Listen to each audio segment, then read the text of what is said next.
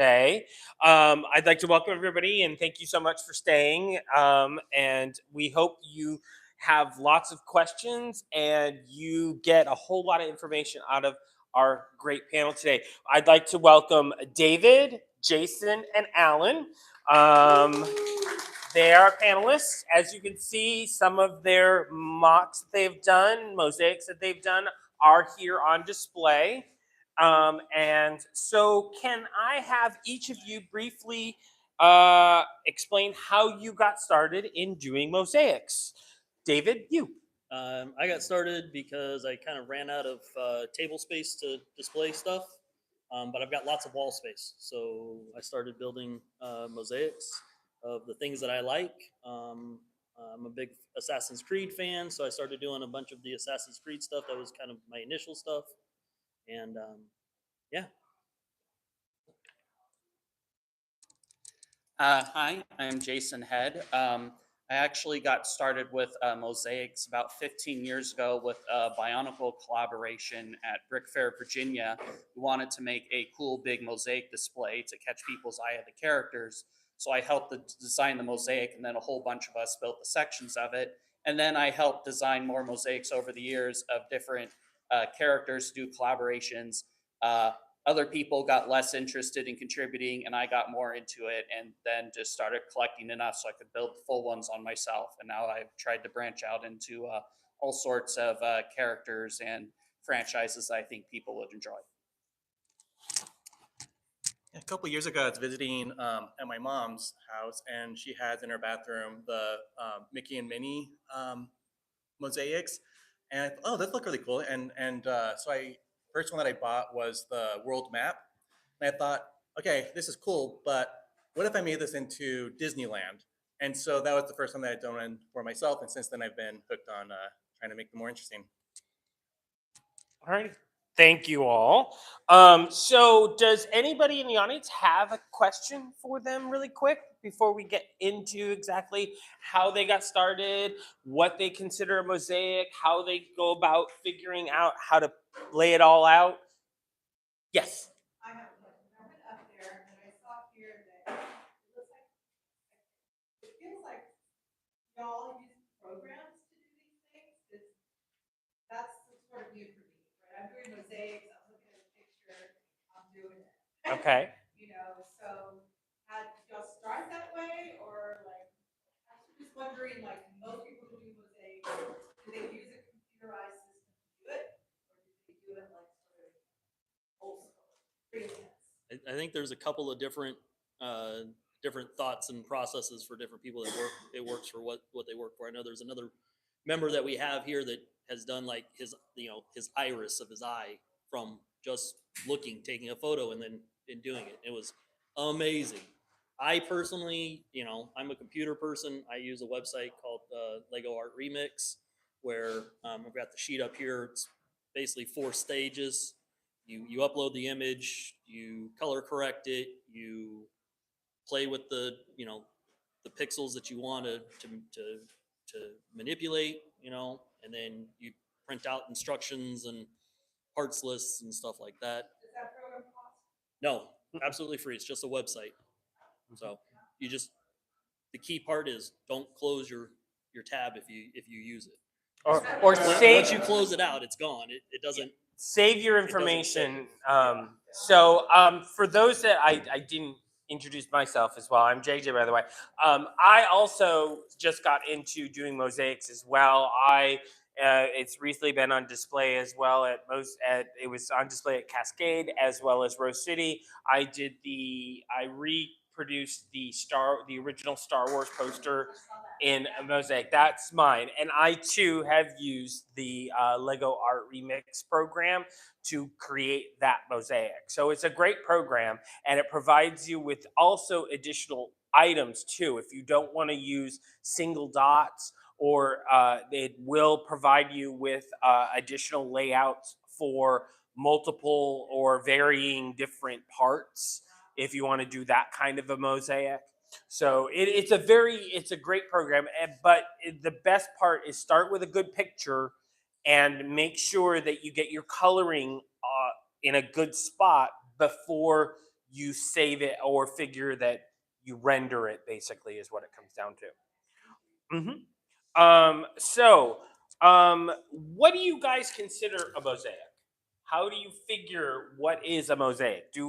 Is there really any basis on that? I like to have a strict definition only because it's helpful to say precisely what something is. And for me, it's one by one pieces, studs out, and from there you can have a lot of subgenres and exceptions. So Milky Way Galaxy for me, not a mosaic because it has a lot of one by two and slopes, and that's part of the aesthetic and design. So it's an enhanced mosaic as opposed to for Lego, one by one pieces tends to be what a mosaic is. All right. So let's see here. I think we pretty much talked about that. So, what do you? What about the other guys? What they consider a mosaic? What do you consider a mosaic?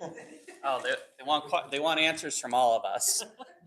I do think I would consider a mosaic something a large display that's mostly flat.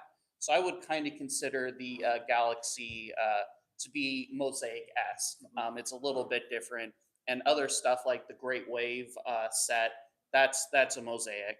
But when you start getting like added depth, then you're starting to go into more of a sculpture style. That said, you can still use a lot of styles or techniques that you use for making mosaics in the same way for designing a sculpture or something. But it is still a little bit of a different creature. So it can definitely depend. Say that's kind of the difference between a relief and a mosaic. Yeah, I guess that's one way to say it. Yeah, and like these two gentlemen mentioned as well. For me, it's something that goes on the wall. Typically, I utilize a lot of one by one, either tile or round plate. But definitely bricks, considered as long as it's flat. But I also go into that realm of the galaxy is the Milky Way galaxy is a mosaic, and the kind of big pieces that we're doing for the collaborations and stuff like that, to me those are all mosaics, because if you kind of have, if you're up close and personal with it, you can't really see it, but if you take 10 steps back, you're like, oh, this all makes sense now, got it. And to me, that's what makes a mosaic a mosaic. And to tag on to what David's saying, and depending on what you're doing a mosaic of, would definitely depend on how large it tends to get. That's why mine ended up being as big as it is, because to get the detail that you needed to be actually see some of the images in it, it has to be larger. So the image dictates the size. To some extent, I feel. I don't know. What do you guys feel? Sort of, to me. It's why some of these things are small. The, the the Sonic the Hedgehog and Shadow there is probably one of my least favorite mosaics that I've done. My daughter loves it though, so she's gonna get it. But it's too busy for me. There's too many colors. It To get it right, it has to have the detail in it. You need to see. And the image that I started off with was the poster for the movie. Um, and to me, it's just too busy. I can't see it up close. I have to really back up from it to be able to see any kind of detail. There's too many colors, and you lose some of that fine, the fine pieces of it. If I went bigger with it, it would be more seamless. You would get more detail out of it. So I've shifted to some of my stuff being smaller, simpler, basic colors, kinds of those things. But what do you guys? Nick in the live chat loves the Sonic. Well, and I think that's a good tip also. I don't know if anybody's aware of this, but if you take a picture of it with your phone, you can actually see more of the detail. You don't have to be so far away to get the detail. So when you're working on it, I did do that with mine, where I took a picture, just just about this far distance. Which, yeah, I guess I keep on moving the microphone the same way because I talk with my hands. By doing that, with taking it with your phone, it gives you that detail so you can add additional pieces to it as well. So why don't we go ahead and get into some of the topics that our panelists have to talk about. David is going to talk to us about a lot of the online programs, but he's familiar with one of them. Have you used any of the other ones, David? I've tried to use the Bricklink Studio to do some of this stuff, but I got to take a course on how to make sure my stuff gets connected. Trying to operate the large art plates is difficult for me in studio. Making sure those pieces get connected and then taking a 1x1 or something and putting it on each single stud is a lot more difficult to me than just doing it. So that's why I like this Lego Art Remix, right? I find images, do a Google search, I'll find an image, I upload the image, I decide what size I'm going to make it. Like I said, if you want detail, you got to go big. So there's a couple of different sets. At Rose City Comic Con, I had the large one-piece logo, and I did the Grand Line map as well, all using Lego Art Remix. And basically, I mean, I'm starting to get to a point where I'm using it just for the color, to know where to lay things out, not necessarily to care about, oh, I need this many 1x1, round brick or something like that. Like, yeah, that's nice to know.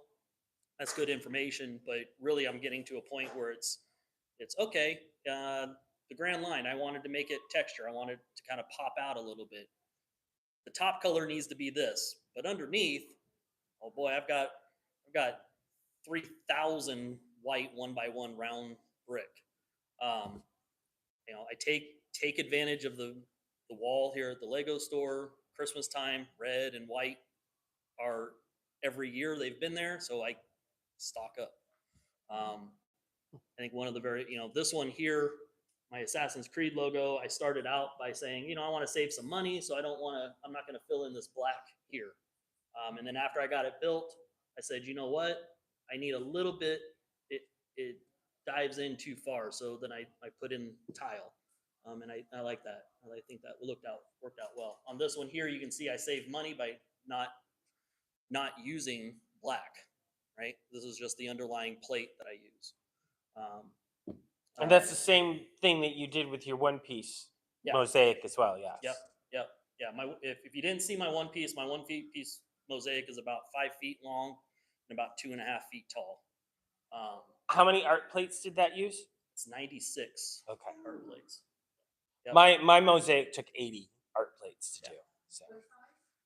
So the art plates are 16 studs by 16 studs. Yeah. So these are the art plates. Yep. That's the size. And they come in only 2 colors. Oh, is there a third color now? Yes, lavender. Oh, lavender now? Oh, really? Why lavender? Everyone was demanding it, David. All righty. Okay. Is that it? Yeah. And I use the art plates because I can connect them together. I think actually the flesh color is actually the cheapest. Yeah. The blacks on Pick a Brick, I think they were like 330, 335, something like that a piece. Todd. Yeah, between tiles and studs, look at a lot of these. Do you notice a big difference getting that little bit of shadow having the stud out compared to using the tile circle? For sure. Yeah. But then, what I have found is like with this one here, kind of that, to me, I really like the kind of using the both of them to bring in, because the tile is just a little bit shorter than that stud here, so it's not exactly level there. But yeah, for sure. And then you can really notice it on Sonic there, that I had to use a flower piece there quite a bit. because they don't make that color in tile. So Oh wow. that's the other part with using the online program. I mean, it has all of the colors in it, but depending on what you're building, you may want to look to say, oh, that's an old color. I'm not going to get that, or something like that. Substitute that color out. It re-renders. It redoes its stuff. If I know that I'm going to build this in stud, I may look to see what do they have in studs, or if I'm building it in tile, what colors are in tile, right? Because I mean, having that extra little stud there with the flower piece kind of takes distracts away from the rest of it. But yeah, And this depth that you're playing with, like I especially saw a lot of it on the Grand Line. That's not something that Lego Art Remix does for you. You have to build right. that depth in. Yeah. Yes, Jeannie. I'm curious what your thoughts are on the difference of using the art plate versus some of these third-party base plates that are out there that actually have anti-studs on the back. Yeah, I tend to build with just Lego, so it's definitely I think any medium that you use is a good medium. For me, the art plates just make sense because I can connect them together. I take a similar piece to like the Hokusai wave or whatever, right? And I use these pieces here to connect them as well. So when I go big, a 5 foot piece, these are on every single side of every single art plate. It can't move, these can't move this direction. They can't move this direction. The whole bit. This one, just the frame is held together like this. Um, but yeah, and then that way the whole system twists a little bit because you got to reinforce all of this back here. I then put a base plate on the back of it to cover the seams again to reinforce even more. But I can literally pick up a 5 foot thing like this with one hand, pick it up, carry it out the door. So can I flip this so that they can Yeah. get an idea? So this is the back of his. So as you can see, he's got the art plates in the middle, but then he has the border around. So, and it's very sturdy, very durable.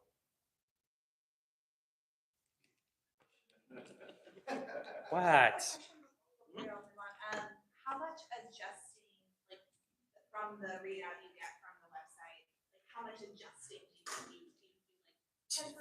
You actually kind of play around with like how much of a finished product do you get out of like a website? Typically, by the time I get my instruction booklet, I'm just following the instructions. Do all the tweaking. I do all the tweaking in stage 3, step 3. Yep. Yeah. Yep. Yeah, once I printed it out, I was the same way. I just sat there and filled in my dots and did one plate. Yeah, it took me month and a half, but did all 80 plates. And then it's really nice. The program, it prints it all out for you and gives you everything. It's really great. Yeah. And I typically, I'll sit down, and I'll do one page or whatever. I'll do as many as I can. It depends on the complexity. This one's all red. Great. Just pull them out, start sticking studs on there. Once I finish it, piece of painter's tape goes on top. I write which section that one is, and I stack it over someplace else, and then I go to the next one, and I go to the next one. I get done with 5 or 6 in a night, and I'll come back sometime, the next day. Okay, what's the next section? And then at the very end, you got to stack them all together, figure out how you're going to adjust it if you don't have a big enough table to do that, and then how do you lift it back up when you go big? So that's why smaller is easier. All righty, great. Thank you. Okay, so next we have Jason, who's going to talk about, I think, sourcing, right? Yeah, me see here. sourcing and price optimization. Yes. Which So- probably in this day and age, we definitely need to hear about. So, there's some talk about there are a lot of different ways you can make mosaics. You can make them with the studs, the tiles, cheese slopes over there. But my method is using both bricks and plates. And this is what I would recommend for beginners because bricks and plates, they have the same texture on the top, so it's very consistent. You can stack 3 plates and it's the same as a brick. You can't tell from the outside. And it also doubles the amount of pieces you can get because you have, like for example, on my mosaic down here, I have a lot of 1x1s in dark gray in bricks, but I don't have a whole lot of 1x2s in bricks, but I have a lot of 1x2s in plates. So instead of having to go and buy a whole lot more 1x2 in bricks, it's like, no, I'll just use the plates. And it also helps that some colors don't exist in all the shapes. Another example down there is the new bright reddish orange piece. Doesn't come in a brick yet, but it came in plates. And so I got a bunch of those and I'm able to use that and get the colors. So by utilizing both bricks and plates, you kind of double your resources that you can use to build a mosaic. And it also helps that in general, these are very common pieces in every Lego set, and everybody's going to have some of them in their collection already. So you might have to buy some more specific colors or something, but you won't have to kind of start from scratch. You can go like, okay, here's my collection. Good save. Yeah, so it's very helpful to kind of increase your inventory. So when you want to build something, and it can also be cheaper for sourcing too. So I have this as an example for part optimization, which is that larger parts are going to have a lower cost per stud. So for example, like, okay, these look like 4 6x6 sections, but they're all made of different pieces. So these are 1x1 bricks, 1x2 bricks, 2x6 plates, and a 6x6 plate. And the cost for getting all these on Lego Pick-a-Brick, 1x1 bricks, $2.52, 1x2 bricks, $1.80, 2x6 plates, 57 cents, 6x6 plate, you just need 53 cents. So if you want to fill out a large gap, it's better to go for, like, if you have the option to go for a big plate, because it's going to be a little bit cheaper. And I have on the mosaic down there, I have a lot of areas that are big colors. So the brown hair, the black hair, the pink jacket, the dark blue background. I used a lot of big plates to fill that out, and it helped save some money when I was sourcing parts, and also makes it a little bit less intricate for having to put all those 1x1s on. Now, if you have enough 1x1s, if you're rich enough, which I know some people are in this community, perfectly okay, but this is just what I do to kind of stay on a budget. And then just wanted to mention a couple of useful parts. The corner bricks and plates. I find these extremely useful. And the interesting thing is a lot of programs will do the parts optimization for you, which will do like, okay, here's a big section. You can use a 2x8 brick here or 1x2s or everything. But part optimization programs don't use the corner bricks. And this is just an example of all kinds of weird shapes you can get using these bricks. And you can see kind of on my mosaic and even on the other mosaics, if you're doing a picture, there's going to be sometimes little lines that are zigzagging across. And like I have some of the outlines like the light grays. It could take a lot of 1x2s or 1x1s to get all those shapes. But then it turns out if you have a whole lot of corner bricks, you can squeeze those in and it makes the whole process easier. And so and I'm always running out of 1x1s and 1x2s. So be like, oh man, I don't have enough for this one section. Wait, I can just slap a corner brick in there. So I find this piece really useful. And it's also another common part. So if you have it in your collection, you might as well utilize it. Another part that's kind of useful is these arches. You can't really tell from the top. They have solid studs. You could also use them with bricks. And they also have the benefit of having a little gap. So if you want to make a tunnel under your mosaic for something like adding wires for lighting, that's an option, although that's a little more technical. You're getting ideas now. Another part that's useful for plates is you need to do 2 plates underneath it. Only the top plate has to be the right color, but stacking a whole bunch of plates can be tedious. So there's this 1x1 by 2/3 brick that came out a few years ago, and I find it really helpful for just putting down there, putting 1 plate on top of it. Now it matches 3 plates high, it matches the top of the bricks. So like when I have a section that's entirely brick, but I need to use 1 plate in the middle. I don't want to like stack 2 1x1s or 3 1x1s. I'll just stack one on top of that brick, and that fills it out. So it's another piece that, and it doesn't matter what color it is because it's going to be hidden. So it's a good support piece to use. And then he was talking about like the mosaic bricks to use for the bases, and I use a lot of base plates, which have. I'm just gonna knock everything down. So the base plates do have the benefit of they're not super cheap, but they're more common. A lot of people have them in their collection. There are third-party base plates, and even though I'm generally a purist, I don't think it's a bad idea if you have a base plate on the back that's going to be completely hidden. It's just there for support. If you have multiple base plates and you're traveling to a show, it's also easier to break up the mosaic by base plate, and easier to stack, easier to transport. So like the one down here is, I believe, it's built on top of 32 by 32 base plates, and it's 2 by 3 of those. So I have 6 of them, and I have so I built on each plate, and they can connect together, but I can also break it apart for easy transportation. Or you can also cheat a little bit and put tape on the back of them to help secure them. So tape them together. Or what I did for this one is I have a cardboard backing that I taped it to, so I can just pick it up and take it to shows. But if I wanted to like travel to brick slopes or somewhere where I have to fly, I can't take that on the plane, so I need to break it down, and breaking it down by base plates is useful. Either that, you find a friend who's driving.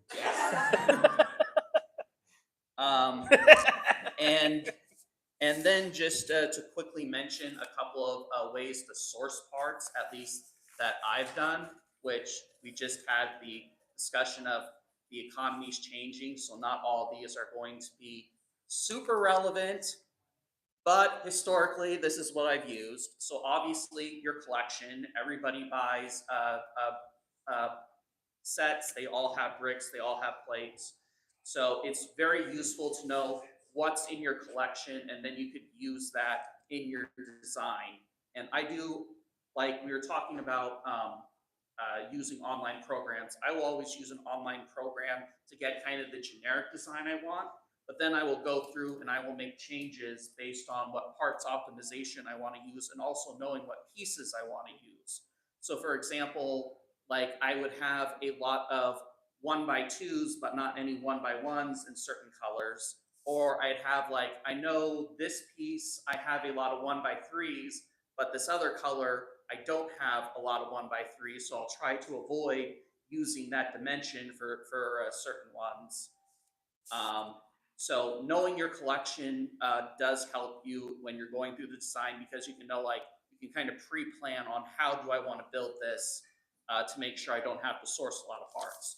But inevitably, you will have to source a lot of parts. Yes. Bricklink is always useful. That's probably going to be the place where you're going to find the cheapest parts, but there's going to be differences on prices. There's going to be differences on quantity. There's going to be differences on availability. You might have to order from multiple stores. So there is an art to ordering from Bricklink, and I think that goes beyond the scope of this conversation. Yes. As we mentioned, online pick-a-brick is also useful. Right now, of course, it's standard only. Luckily, if you're doing bricks and plates, a lot of those common colors are still on the bestseller list. So it's not perfect, but it's a way to kind of get everything in one order, get fairly high quantities. I think there's a limit of 200. But if you need less than 200, you can buy it from there, and you can get it all in one order. The other thing is, and it's all going to be new bricks too, so that's helpful. But it's going to be fairly pricey because some of those are not the cheapest options compared to Bricklink. Just be careful when you order from Lego, right? 'Cause, especially with you know, 1x1 round tile, you get white and glow in the dark. They all come in the same bag. Yes. So if you get 1,000 of each, Yes. So you will be sorting very kinda sucks. meticulous. Yes. Also really quick, the small round dots, the majority are bestsellers. When I did my mosaic, I think there was only 2 colors that I had to source through Bricklink, and they were small amounts. But with the smaller parts, you can order up to 999. Okay, nice. But that's it. So that's the other piece that I wanted to bring up. Yes. Yeah. So you should always order a few more than Yeah, you need. always order more. But even then, when you put in large orders, you're still not getting the full amount that you're paying for. I had one where I ordered black. Yeah. But you just let them know, hey, Maybe I guess I should have counted mine then. No, I do not. I didn't. I didn't. Alrighty. Thank you, Jason. I still have a few more if I can. Really quick, because Yes, I'm because going we through want to give time to Alan. So the pick a brick wall at the Lego store, another way to get a lot of bricks, and you get them cheaper than if you do the online option and you get them immediately. I checked last night, there are 29 different bricks and plates on the wall right now. So a lot of options, obviously not every color, but if the color you want is on there, it's going to be useful. And also a side note, the person who chooses the pick a brick parts per year is actually a Portland native. It's Madison Stapleton. So she's made sure that a lot of like basic bricks and plates and other useful pieces are there. So it's like, okay, that's really helpful for doing mosaics. And if you ever have like a piece that you really want, also you can talk to somebody at the store and just kind of like put your opinion in. That helps. Another thing, if you're at PortLUG or Bricks Cascade, doing a parts draft can get you a lot of pieces. I've noticed when I do parts drafts, the basic bricks and plates, they won't be the first ones chosen, so they're a good middle choice for you. So it's a way that I've gotten a few of a lot of pieces that are useful. And then finally, lug bulk. Obviously, there's a lot of restrictions on it. There's a lot of stuff to talk about. But PortLUG has been fairly good at including, or at least people in PortLUG want plates and bricks. And so there's usually a couple of good options. And even if you don't necessarily have a project that you immediately need these for, I just go and buy like 1,000 of bricks and plates just so like, if I ever want to use these, now I can use these. And just for example, like the crazy background colors here are all lug bulk. A lot of the colors down there, including the nougat, the light nougat, the reddish orange, the pinks and everything, like those are stuff I've gotten from lug bulk, and not for this particular project. Just like, hey, somebody else wanted these bricks, we put it on the list. Get a lot of them. So if you are able to join lug bulk, that's one good way to build up your thing. And then I guess the other thing is the dark blue I have on this one is made by 3x3s that I got from the Lego store Pick a Brick Wall. So that was extremely useful when I was trying to determine the background color. And with that, I'm done. Thank you. Thank you, Jason.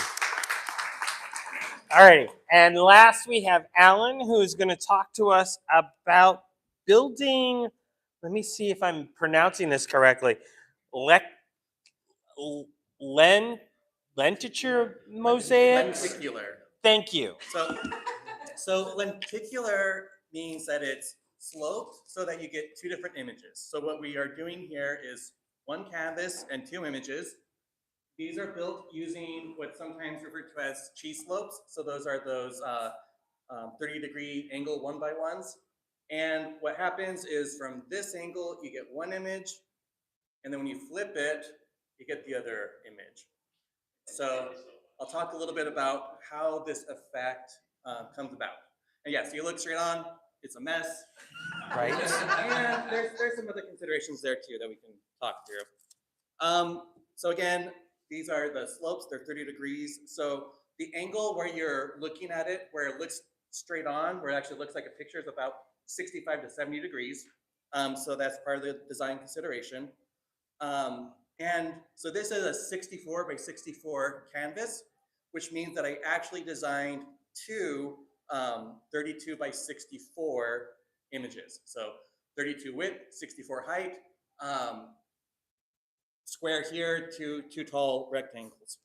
And one of the real challenges that's a little bit counterintuitive when you're first designing that image is you're thinking like, oh, it's only, you're already condensing the image because it's supposed to be it's shown as a square, but it's a rectangle. But what you're actually doing when you turn the angle is if you don't shrink it even further, the projection is actually going to make it fatter. And the reason why is because of the way that the angle, I won't get into all the technical details. Won't explain it well. But in short, when you're making this, you actually have to shrink the image even more. So a Pokemon card is actually about 1.4 to 1 is the approximate dimensions, right? So what I actually did is I shrunk it down so that there was less width, and so then it was actually about a 2 to 1 when I did this projection, and so that actually allows it so that Pikachu actually looks at the right angle. Yeah, Pikachu looks like Pikachu, and the Pokeball actually looks round. And I share this also because this wasn't my first attempt at this image. What I typically have to do is try it one time, build about half the image, and then be like, I probably need to shrink it more, and maybe I shrink it too much. So there's a little bit of the heuristic of shrinking it about 75% is about the right shrinkage, but there can be, depending on the image. I have another one where I only did 10% because it actually worked okay for that specific one. Now, I also want to describe that this process that I'm following is I am designing the full image. I am not doing every other column. It is actually every column is represented. There is another method called the half slice, which is that other method. You'll sometimes see this on online tutorials where it'll show just building every other column and doing half the image. That really works if it's a high resolution. We're talking like 128 plus, but that's a pretty big image. And in general, I like to work with taking the full image, building the full image, and using that approach. All right, so a few heuristics as well. You will look at this and you will say, oh, that says Pokemon. How do you know it says Pokemon? Probably because you recognize the Pokeball and the general, logo of it. The text itself was really challenging, and the heuristic that I would say is that if it's, these are about 4 columns per letter. Anything smaller than that, you just will get a blur.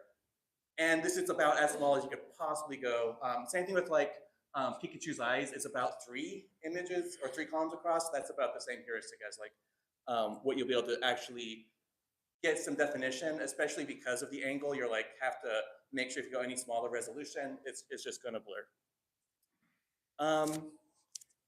So my process, I tend to build all of one angle first, and then I go back and do the other side. So in this case, I built the Pokeball first, partially because I also didn't know what I want to do for the front side.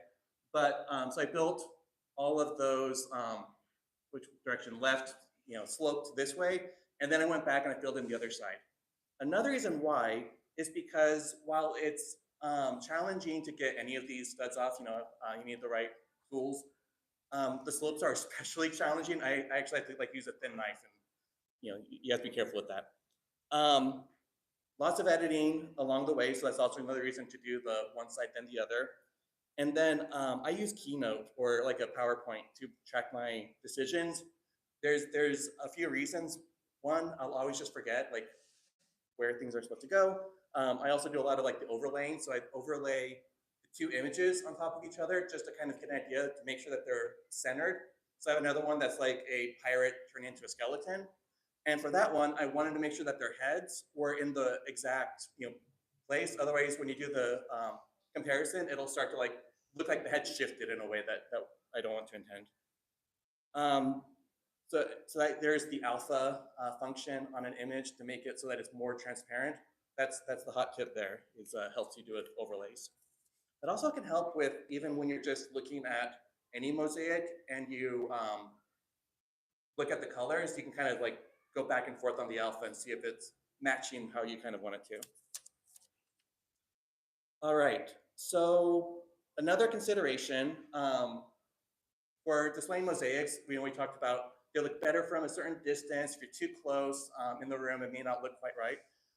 With these as well, there's kind of a, for this 64 by 64, about 10 feet is where it starts to kind of look right. And you need to have kind of, these work best in a walkway, right? You want to be able to walk by. So at the Rose City Comic Con, it was great because it was in the walkway. And so people would walk by and they'd see it and then start to see it change and so there was a great effect that you're walking right by. What I was hoping for is that you would start on this side and you'd see the back of it first, and then you would see that it was Pikachu, and it was faced the other way, so people saw Pikachu, then it turned into the back of the card. That's okay. On the other side of the hall next time. Yeah. I mean, you can't plan for everything. Right. Alan? Yeah. Quick question. Back to your process. Do you use a program to determine your layout, or I was going to ask that when you was done. So that's also what I use the Keynote for. So I built a program that would do it, so take the image and it would split it. And like the hardest part is like remembering, am I doing these slopes on the left side or the right side to start off with? And you go to the next point, you start it, and you did it like one shifted over, and you have to start over again. So I have a program that just does that part, that shows like, instead of doing a 16 by 16, it does a 16 or an 8 by 16, right? And it says, this is the left, the third, the fifth, and so on down. And then it has the opposite side where it'll do like, these are the evens for the other angle. And then, and like I said, it only shows half the image, so because I like to build them one the other. That's another early learning. Like one of the first things it did, I tried to do back and forth, and it was really hard. Another few quick ones. We mentioned a few times about different color availability. For these slopes, there's only about 40 currently available colors. And then I think for like the plates, or for the tiles, it's closer to 60, and plates about 80. So you're dealing with a little bit smaller of a color palette here. You get most of the colors that you would probably want. In my estimation, having some of the contrast is even more important with these. So finding the ways to make sure that you are using a good color palette. The original image, so this is another thing where Pikachu's background in this card is actually purple, but I worked in blue because there's a lot more blue colors to work with. And so that's just a design choice that you have to make beforehand. Also translucent pieces, they tend to sparkle because it's a slope and the angle and the light, it's great if that's the effect you want. If you're working with a lot of black, the black within a bright room will kind of give a little bit more of a glossy glare, so maybe not as great. Some other things that I think can affect other mosaics, but these especially because of the angles, can have a great effect or sometimes less of a great effect. Yeah, those are the main points. Happy to answer any specifics, but I think I love that these draw you in. I think that I have to admit it's a little bit sometimes feels like a cheap trick to say, you're drawing someone in because of the motion of it, but I love the storytelling aspect of being able to, especially like I love my pirate skeleton because it kind of has before and after. That was going through Disneyland on the Pirates of the Caribbean. There's a moment where you go and there's an effect where it shows one of the pirate skeletons become a pirate, and then the ride goes into the anyway. That's like, oh, I want to do that. So lots of fun storytelling you can do with it. Yeah.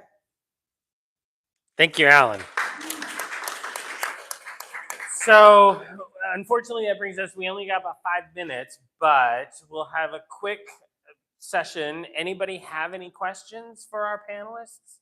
Yes, Jeannie. I got one with lenticular. Have you ever tried doing one with 30 angled, flat, angled?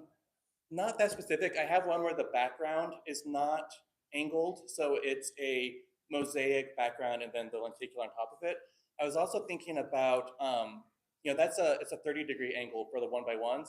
If you use a 2x2, it's 45-degree, and then you can do some other angles within there too. So I've been thinking about trying some different angle ones. Yes, Jesse. Or How Jess. important is choosing the image? Are there things you look for in an image? Like, I think Alan mentioned high contrast. Like, are there different things that you should look for in an image process? Yeah. Okay, yeah, I do think contrast is important because I've thrown a lot of images into something and the colors just all blur together because like a photograph is going to have all sorts of pixels, but Lego has a very limited color palette. So sometimes it'll be like, okay, here's this like very detailed thing, and then you put it through the program and it's like, here's a big brown blob. So that is useful. I think stuff. I like stuff that has like very distinct contrast. So you can. So if you try to get too detailed with the background or something, it can get too busy and you can kind of lose focus. And just in general, one of the things that's troublesome with building a mosaic is you have to be able to focus on the big picture and also the close details. And so part of the challenge is you have to be able to jump between them because you can go and like, okay, I've done all the neat details, got what I think is a cool design, and then you step back and it looks off. So some images work better for you than that. Others are going to require a little bit more work to get them looking good in the kind of pixelated format.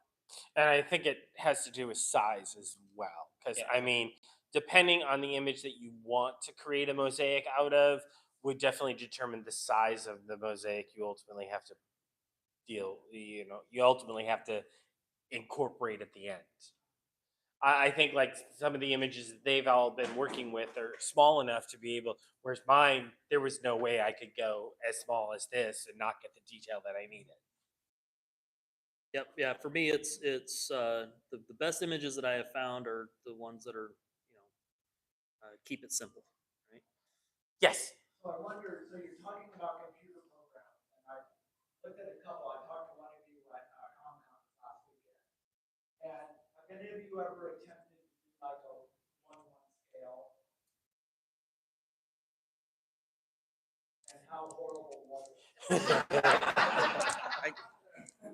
I'm doing one now that because I'm doing an NES Legend of Zelda map, and so it's going to be about 8 feet by 4 feet, and yeah, it's going to take me a couple months, if longer. I think it only really works because it's already something that is a little bit kind of like a pixelated thing. I will say one example of something I've done. I chose an internet emoticon that was only like 20 by 20 pixels, so it was very easy to build that as a mock, and it was actually much larger than the actual image. I'll say I haven't done any 1-for-1 stuff, but one of the things when you start talking about things that are 8 feet by 4 feet, 5 feet by 2.5 feet, when you start figure out how you're going to transport it. Right? If you're just doing this for your house, Yes. great, you don't have to go anywhere with it. But if you actually want to take it to Comic-Con, or you want to take it to Bricks Cascade, or you want to take it to Brick Slopes or something, figure out how you're going to transport it. I did in my One Piece one, I didn't realize that it ends up being just a little over 5 feet, and the back of my truck is only a 5-foot bed. So the day of Bricks Cascade, I had to figure out how I was loading this into my truck to get it to Bricks Cascade. Found out that the only way for me to transport it is to put it in diagonally across my truck, standing up. And with a canopy on top, you're like, okay, how does this work? Straps, great. It does okay. It breaks apart a little bit in transit sometimes, but the little pieces down around here kind of fall off. It all goes back together, but it's better if you can, I know some of yours, you're able to just pop one piece, two pieces out, and then all of a sudden it kind of breaks down into a manageable transportation. So, yeah. You guys ever rely on Photoshop to figure out all your colors? I've tried to use GIMP for a little bit for some of mine to just to tweak the images and stuff like that, but I'm not very good at it. So my current program is I do use Studio from Bricklink because it does have a mosaic generator in it, and then you can go and kind of individually recolor the bricks as you like, part optimization and such.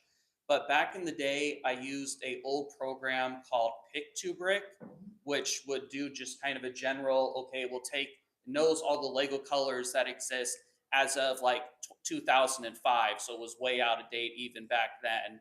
And then it will just make the things. The problem with it is it would take colors in Lego that were never even existed as a Lego brick, like rust or like salmon. It's like there were never bricks or plates or anything of this color. And it's like, okay, you need this huge swath over here of that color. So in that case, it would generate kind of a JPEG image. I would import it into Photoshop and then use that to kind of recolor all the tiles that I didn't like, or take one color and say like, okay, I'm changing all of this rust to just red, so it blends in. So Photoshop is a useful tool, but it is a little bit more bare bones when there are some other programs that are more Lego specific.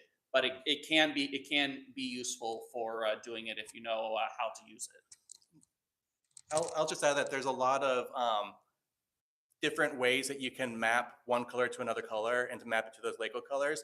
And I have found that the more pre-processing of the image you do to make it a palette that is going to better map to colors, and that goes back to like the using blue instead of purples, those are going to be really valuable.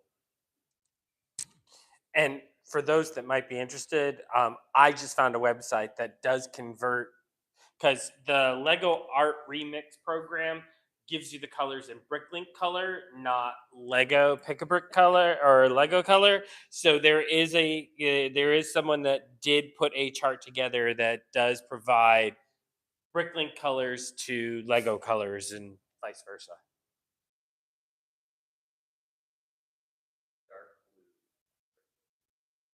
Right. Yes. Exactly. Yes. Dark green is actually regular green. Yes, they do. Well, they're merging their counts, so that's a good sign. Maybe we'll finally get our colors merged. Alrighty.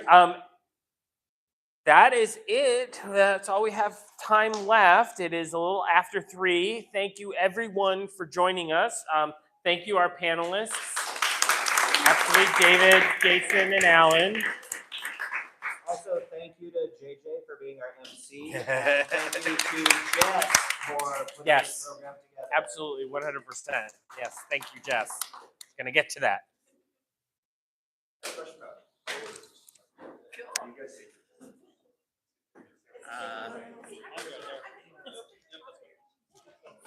Steal from the art sets. That's actually the number one.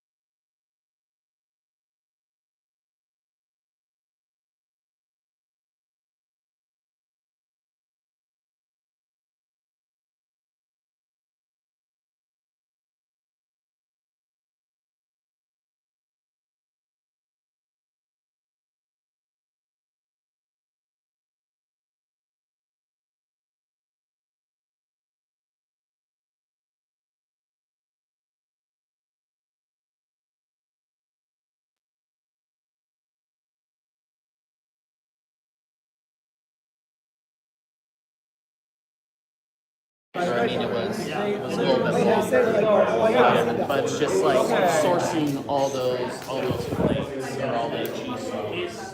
Although I noticed she doesn't put any 1x2 cheese.